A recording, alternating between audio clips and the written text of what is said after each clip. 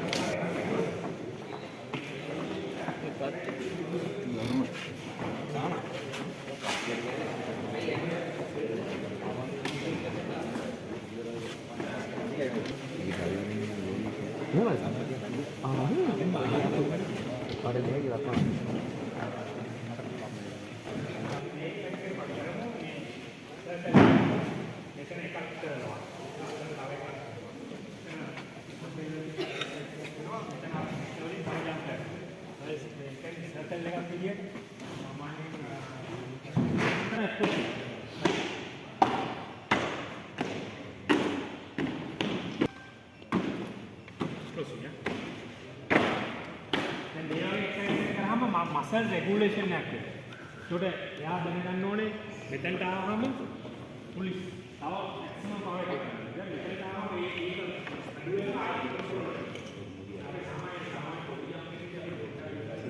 කකුල් දෙක යටට එන්න ඕනේ මේ. right? දැන් පුළුවන් ඇඟ අපේ ඇඟ මේ උරහිස් දෙක හා සමානව තියෙන්න ඕනේ. ඒ කියන්නේ මේ දෙක හා සමාන. ඊට පස්සේ අපි නැගිටිනකොට පල්ලෙහාට යද්දී අපි පුළුවන් තරම් මේක මේව කරන්න. මම දන්නේ ඒක සිංහලෙන් කොහොමද කරන්නේ මේ පොඩක් කැලි කරා. ඔව්. රයිට්. මේක තමයි අල්ලගන්න පොසිෂන් එක. රයිට්. ඊට පස්සේ දැන් අපි මේක මෙහෙම කළා. මේක තමයි රයිට් මේ වේග. අප් යනවා නම් මෙච්චරයි. මුල යනවා මෙච්චරයි. දැන් අපි එහෙ කරද්දී අපි මෙතන මොකක් හරි යටින් මොන හරි තියෙනවා. ඒක තියන්නේ අපි බැලන්ස් එක ගන්නද? නෑ අපි ඒක කරන්නේ දැන් අපේ මූවමන්ට් එකේ වොලිබෝල් එන්නේ මේ විදිහට. මේකනේ අපි. මෙතනින් තමයි අපි ජම්ප් එකට යන්නේ. ඉතින් මේක වෙන්නේ ජම්ප් එක නිසා අපි ඒක මේ ගන්නට කියලා තමයි. නැත්තම් අපි මේ මුකුත් නැත්තම් අපි මෙහෙම උඩට එනවා. ඒක මොකද කාප් එකට බලපාන? ඔව් ඔව්. කරන්න. පල්ලා එක්ස්ප්ලොසිව් ගතිය වැඩි කරන්න තමයි ඒක කරන්නේ.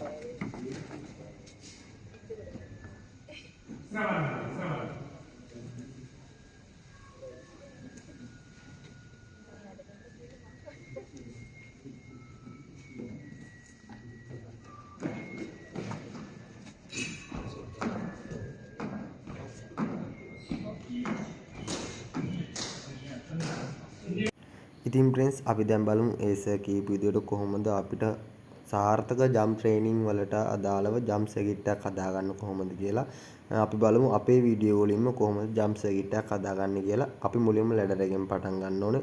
ලැඩර් එකෙන් කරන ජම්ප් නම් මම වලට දාලා නැහැ. අපි ඉස්සරහට දාන්න බලාපොරොත්තු වෙනවා. අපි මුලින්ම ලැඩර් එකෙන් ජම්ප් ටික පටන් අරන් නිකන් වෝම් අප් එකක් විදියට ලැඩර් එකෙන් ජම්ප් ටික පටන් අරගෙන මෙන්න මේ විදිහට අප් ජම්ප් එකට එනවා. අප් ජම්ප් එක මගේ වීඩියෝස් බලන හැමෝම දන්නවා අප් ජම්ප් එක කියන්නේ මොකක්ද කියලා. අප් ජම්ප් එකෙත් අපි සෙට් 20ක් තමා කරන්නේ. ඊට පස්සේ එනවා අපි ලෝන් 5 ජම්ප් එකට. ලෝන් 5 ජම්ප් එක කියන එක මගේ වීඩියෝස් බලන කට්ටිය හොඳට දන්නවා ඇති. තමන්ට පුළුවන් උප්පිරිම දුරට ඉස්සරහට පැනගෙන යන එකට තමයි ලෝන් 5 ජම්ප් එක කියන්නේ. ලෝන් 5 ජම්ප් එකෙන් පස්සේ අපි යනවා ජම්ප් ස්පීඩ් එකට. ජම්ප් ස්පීඩ් එක මේ ළඟදී අවසාන වීඩියෝ එකේ කට්ටිය වීඩියෝස් බලන කට්ටිය දන්නවා ඇති. ජම්ප් ස්පීඩ් එක. ජම්ප් ස්පීඩ් එකෙන් පස්සේ ආයෙත් ලැඩර් එකට. ඉතින් විශේෂයෙන් කියන්න ඕන අපි මේ හැම ජම්ප් එකක්ම දාද්දී ඇඟිලි වලින් තමයි ජම්ප් කරන්න ඕනේ. ඒක අපේ ඇඟිලි හයි වෙන්නත් හොඳයි වගේම අපිට සාර්ථක හොඳ ජම්ප් එකක් ගන්නත් අපිට වැදගත් වෙනවා. ඉතින් මේස් අපි මේ ඔක්කොම කරලා එක වටයක් ගිහපුවම එකයි. ඒ වගේ සෙට් 3ක් කරන්න ඕන අපි දවසට ජම්ප්. එතකොට අපි සාමාන්‍යයෙන් ගේම් එකක් ප්ලේ කරද්දී ඒ සර්ලා කියපු විදියට අපේ වොලිබෝල් මැච් එක අපිට ජම්ප් 300ක් විතර පයින්න සිද්ධ වෙනවා. ඒ සෙට් 5ක් ගියොත්.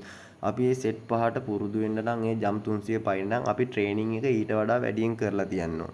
ඒ හින්දා අපි අනිවාර්යෙන් ජම්ප් ට්‍රේනින් කරද්දී ජම්ප් 100ක් 90ක් වගේ වැටෙන්න තමයි අපි ජම්ප් ට්‍රේනින් එක ජම්ප් සර්කිට් එක හදා ගන්නවා.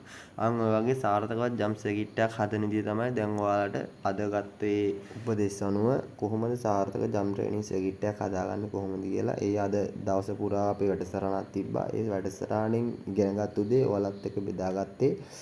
ඔයාලත් පුංචි හරි දෙයක් මගේ වීඩියෝස් වලින් ඉගෙන ගන්නවා ඇති කියලා හිතාගෙන. තව දෙයක් මතක් කරන්න ඕනේ මේ එක සෙට් එකක් ඉවර වෙලා විනාඩි 4ක් හෝ 5ක් චූටි විවේකයක් අරගෙන තමයි අනිත් සෙට් එක කරන්න ඕනේ. සෙට් 3ට එතකොට 4 ඒවා 3ක් 12ක් විනාඩි 12ක් සෙට් 3 ඉවර වෙද්දී අපි පොඩි විවේකයක් අරගෙන තමයි කරන්න ඕනේ. මගේ වීඩියෝස් අද බලන කට්ටියට ලේසි වෙන්න මම මේ දාලා තියෙන මේ ජම්ප් සර්කිට් එකේ දාලා තියෙන ජම්ප් වීඩියෝස් ටික දැන් ප්ලේ වෙන්න දානවා. එහෙනම් ෆ්‍රෙන්ඩ්ස් අදට වීඩියෝ එක නතර කරනවා. දිගට මාත් එක්ක රැඳලා එන්න. ඉස්සරහට මේ වගේ වැඩ ගොඩක් ඉස්සරහට වොලිබෝල් වෙනුවෙන් කරන්න බලාපොරොත්තු වෙනවා. එහෙනම් මගේ YouTube channel එක subscribe කරලා තියාගන්න. එහෙනම් අදට වීඩියෝ නතර කරනවා. ඔයා ඉන්නේ මොන ශේෂ්ත්‍රයේ වුණත් ඔයා මොන ක්‍රීඩාව කරත් ඒ කරන දේ කැපවීමෙන් උනන්දුවෙන් උත්සාහයෙන් කරන්න. එහෙනම් හැමෝටම good luck.